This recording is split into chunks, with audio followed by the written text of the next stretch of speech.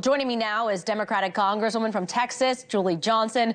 She serves as vice-ranking member of the House Homeland Security Committee and a member of the House Foreign Affairs Committee. Thank you for being here with us today.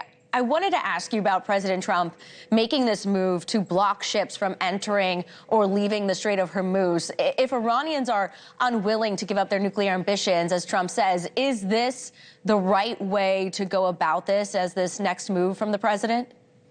You know, I don't think so, because what does that mean? Does that mean that the U.S. military is going to fire upon ships? I mean, what is the end game there? And actually blockading the strait is only going to exacerbate oil prices. It's only going to make gas prices go up here for the United States and across the world, which is exactly why he's trying to open the strait. So I think surely there's other methods besides doing exactly what the Iranians are doing, which is closing the strait down. It makes absolutely no sense. We know the president also just addressed concerns about gas prices, something that you might have heard from your constituents as you've been home over the recess. I wanted to play this moment he just had, and we'll talk on the other side.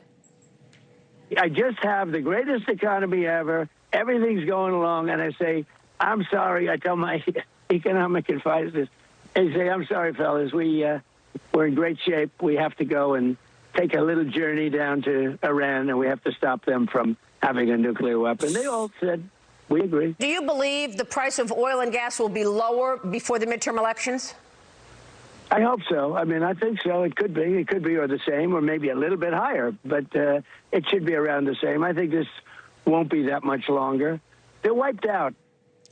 And President Trump also says that empty oil tankers are heading to the U.S. to load up with oil and gas and transport it to other countries. We know the national price for a gallon of gas, $4.12 today.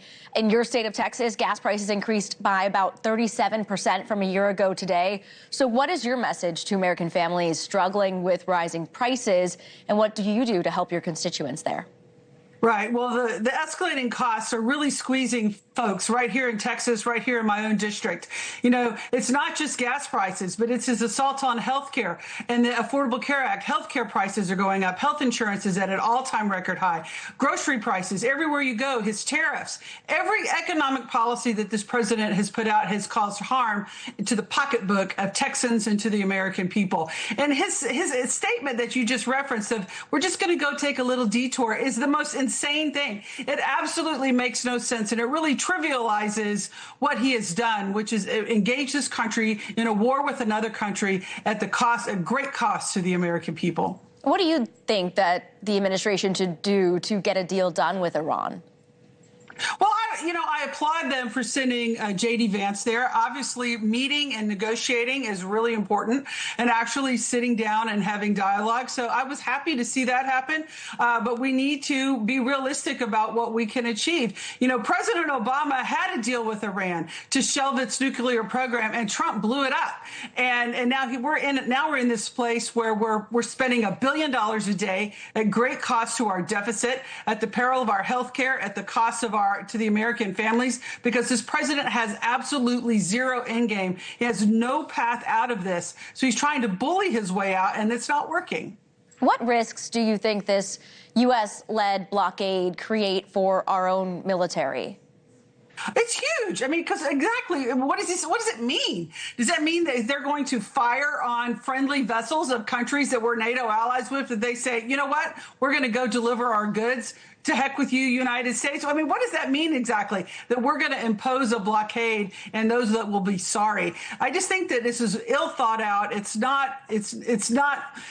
doesn't make any sense for what they're trying to do to say we're going to stop all trade through the strait. Do you think that the president will pick back up with his military operation? We know that he has said that they are standing by. They're ready to reset. They're ready to go. Right now, he's just taking the step of tackling the Strait of Hormuz. But he did mention this morning that he could look at other military sites potentially. He could look at infrastructure. He could look at water or electricity plants in Iran. Do you think this is something that he will pick back up again, or are you hoping that he doesn't return to those targets? Well, I hope not. I hope not for the Iranian people, and I hope not for the men and women of our U.S. military. I really don't want to see American troops on the ground. I don't think anyone here wants to see that. It would be preferable if we could resolve this diplomatically. I hope that they made some progress in those negotiations. Hopefully, we'll get a briefing next week when we're in D.C., a classified briefing to members of Congress, so we can have a clear understanding of exactly what happened in those negotiations and where things are, so that we as a Congress can help guide and make policy going forward. Is that something you're hearing about, that you might get a briefing this week from the administration? Unfortunately, no, but I think we need to demand that. I think we need to demand a briefing, that we need to know exactly what's going on, how those talks went, because it's very critically important to our future. And I know the members of Congress and the House are hoping to bring back up the War Powers resolution this week.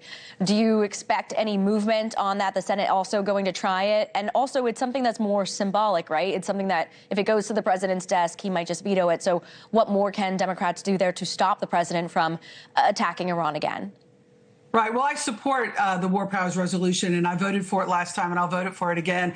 I think it's going to be interesting to see what Republicans do. The polling on this war is very unpopular for Republicans and this president, and the Republicans' constituents don't want to see this going forward. So it'll be interesting to see if, now that time has passed and now that they're threatening boots on the ground and actually men and women in harm's way of their constituents, along with my constituents, if these Republicans will actually stand up to this president and support the War Powers resolution. All right, we'll have to watch for that. Democratic Congresswoman Julie Johnson from Texas, thank you for joining us this morning.